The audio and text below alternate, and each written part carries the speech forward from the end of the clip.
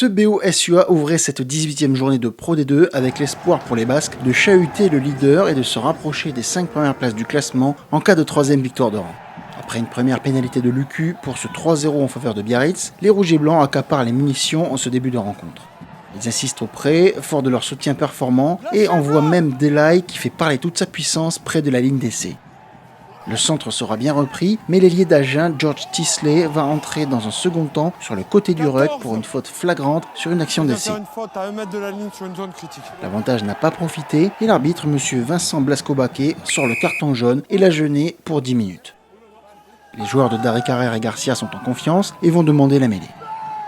L'affrontement des packs est stable et le troisième ligne centre Nemia Soketa va alors nous offrir ce départ en puissance.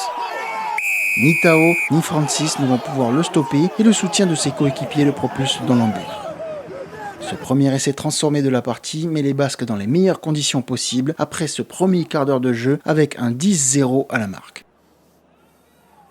Au BO la direction du jeu, au SUA les soucis de conquête et de conservation.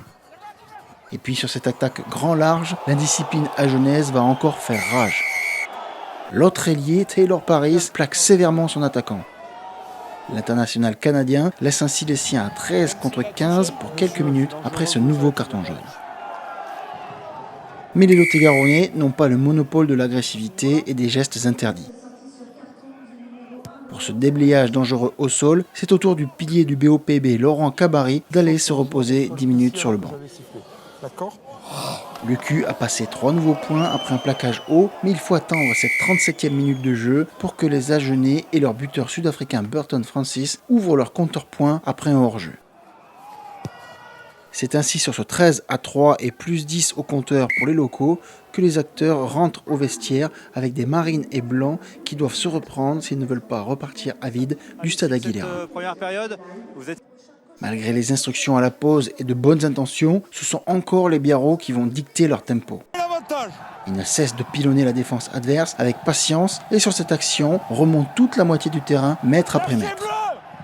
Lucu est toujours le chef d'orchestre de cette meute au sein de laquelle le capitaine David Romieux opère aussi avec générosité. Les suavistes se démènent en défense, mais ils sont clairement pris à l'impact face à la puissance du BO qui domine aussi le secteur clé du sol.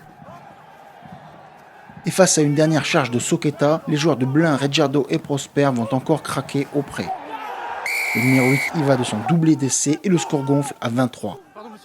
Une vague de coaching va tout de même remobiliser Agen qui fait pâle figure dans ce match haché. Les gros sont un peu plus dans l'avancée et les ballons tombent un peu moins. Et puis sur cette pénalité, le demi de mêlée remplaçant Paul Abadi la joue vite à la main. Il rafute Romieux et Manou pour inscrire l'essai de l'espoir.